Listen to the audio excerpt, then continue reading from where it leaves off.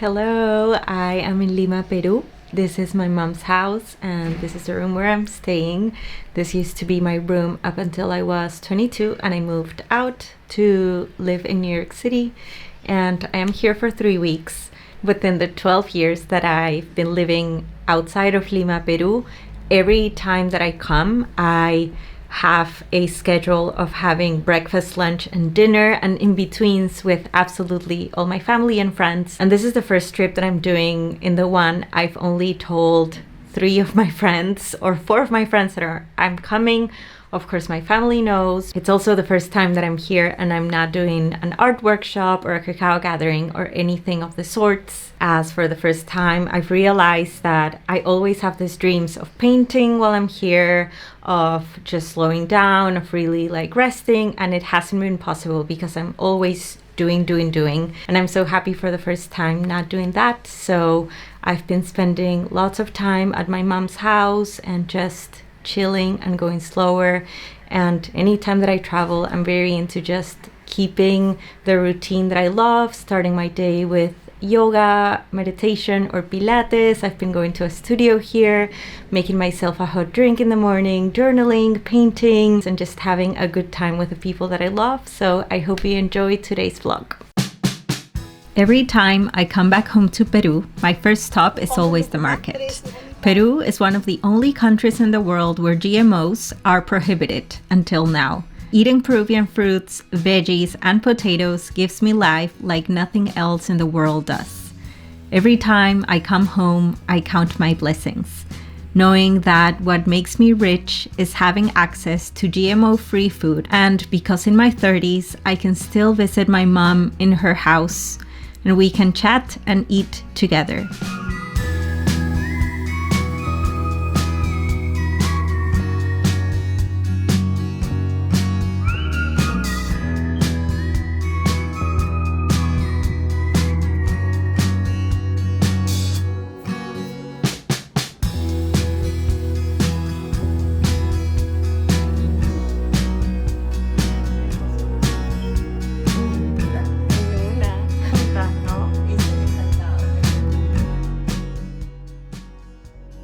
I spent one afternoon looking at photos from my mom's life as a kid to the life we created as a family together. There was something special in seeing all these moments collide with each other. It was like sharing a cup of cacao with all the versions we have been.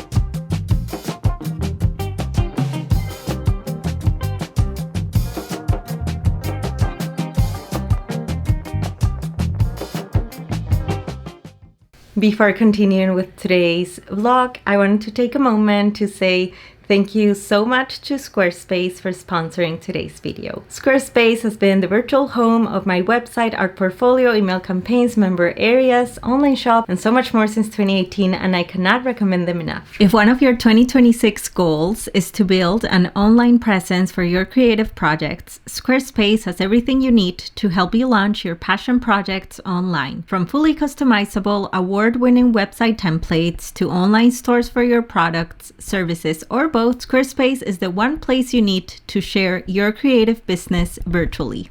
Squarespace and I are partnering up to offer you a 2-week free trial, and once you feel ready to launch, you can use the code Caro Arevalo to get 10% of your first purchase of a website or domain with them. Thank you, Squarespace, and now let's go back to our vlog.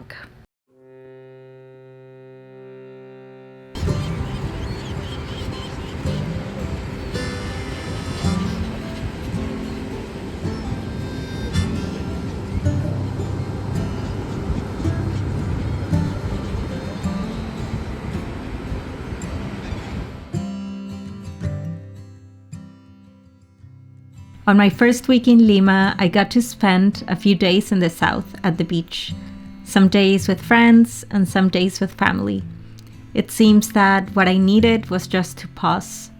This trip was quite different as I didn't do any workshops and I told almost no one I was here. And I didn't have my days planned out for the first time in over a decade. What I was craving was to exist here as I would back home, without every single day planned, letting each day take me by surprise and let conversations extend. A slower end of the year isn't only about the plans or the activities, but rather about how our nervous system is doing, a pause in the mind.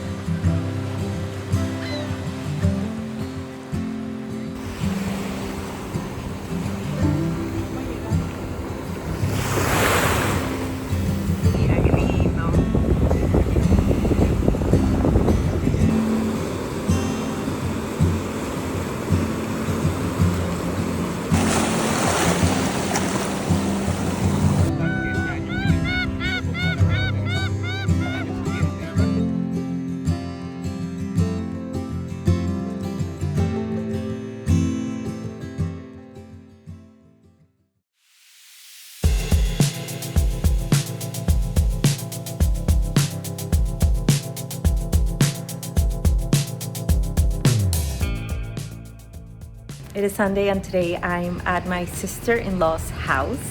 Today I have a silent work together on Patreon, so I brought all my art supplies and my current painting, and today I'm gonna be hopefully finishing the Jaguar that I started a couple days ago. And this is a call that I do with my patrons twice a month. I make a special playlist, we paint or focus on a project for 1 hour together.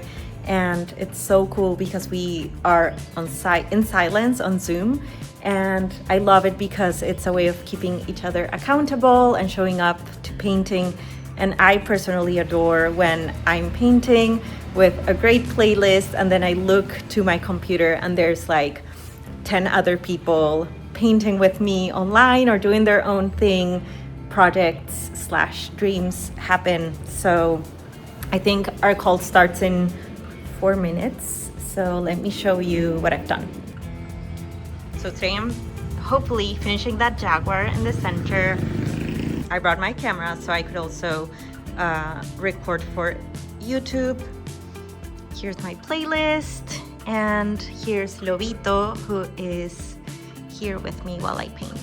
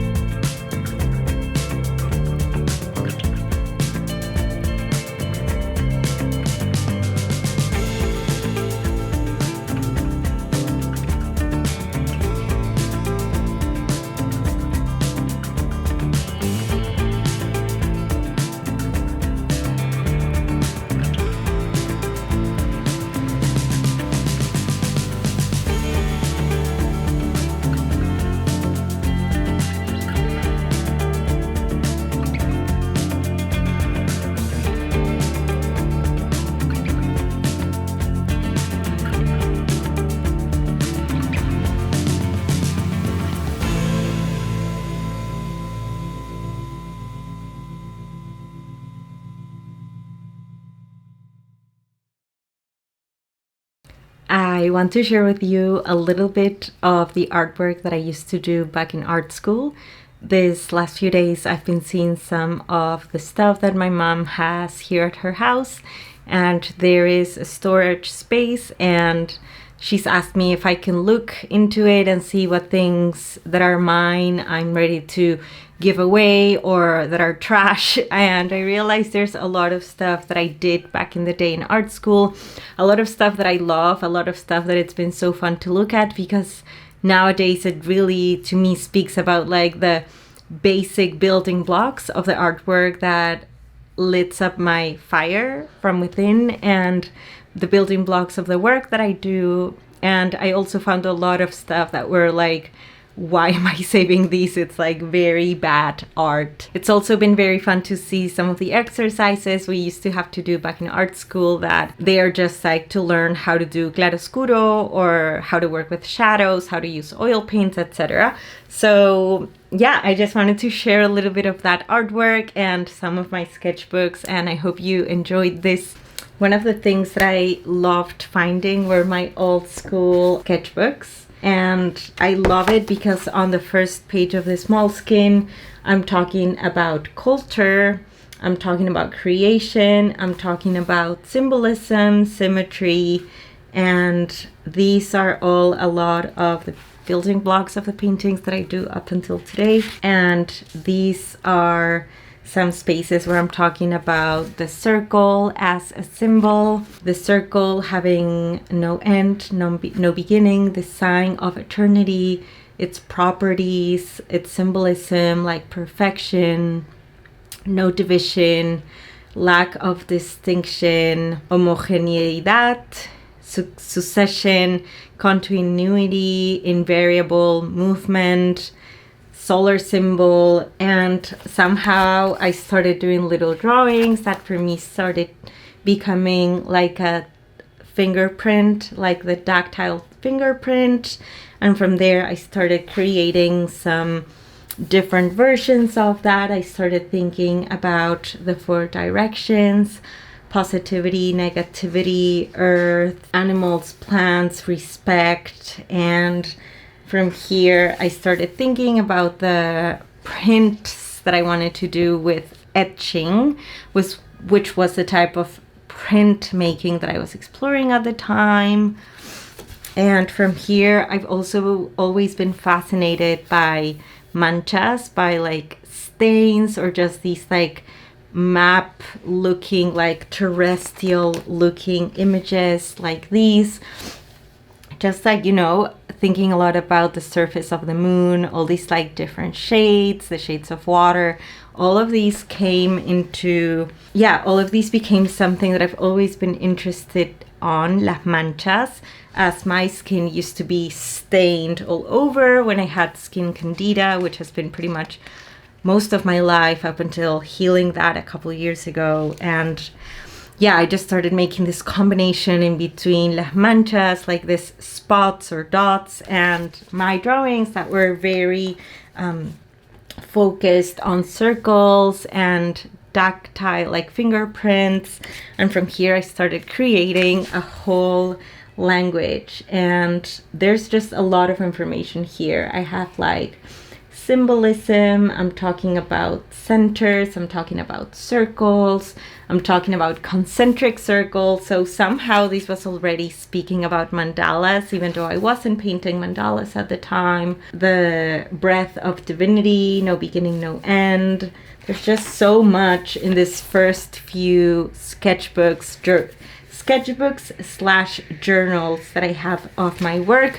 This is not mine. This is something that I saw in a magazine, I believe, which I really liked. And these were the first few drawings that I started doing with like my circular stamps, to call them something. And slowly from here, I started creating some like molecular looking cell drawings of sorts, while at the same time, I also started creating little worlds. For me, this looked like a small universe, and it was a universe full of these cellular looking things, but for me they really reminded me, and I got a lot of inspiration from Peruvian beans. In Peru we have a lot of beans that are multicolor, and that for me was very beautiful. I also started writing some texts on the body art, and here I write concept of the body: human body, celestial body, the body with texture, the body as a group of objects. And here I started writing, elaborating my text, elaborating my reproduction of printmaking. I started looking into body art by Kiki Smith and just different ideas for this first project, which, being honest, I don't really know even what the homework was or what the task that the teachers gave us was. In the art school that I went to, a lot of times they would give us the task and then we would have to be the ones to come up with, of course, the painting or the drawing, but they gave us something specific, like a theme, which could be the body, and then we could create a world based on that. And here I just started playing with the sleep, ¿cómo se llaman? Atrapasueños. And I also started imagining different dimensions in my work. And these are the first few friends, to call them something, that I started adding into my little world that I felt I was creating, like this universe of beings. Here I wrote rhythms and cultural stories, dreams. And here I started playing around with creating my first few beings. And yeah, there was just a lot of curiosity about the circles, about stems, about seeds, about cells, and about like portals of sorts. So here it was also the first time that I started falling in love with very thin black line ink drawing. At the time I wasn't using rapidographs, I was using pluma. And yeah, there's just a lot of this, so I hope you enjoy seeing a little bit of that.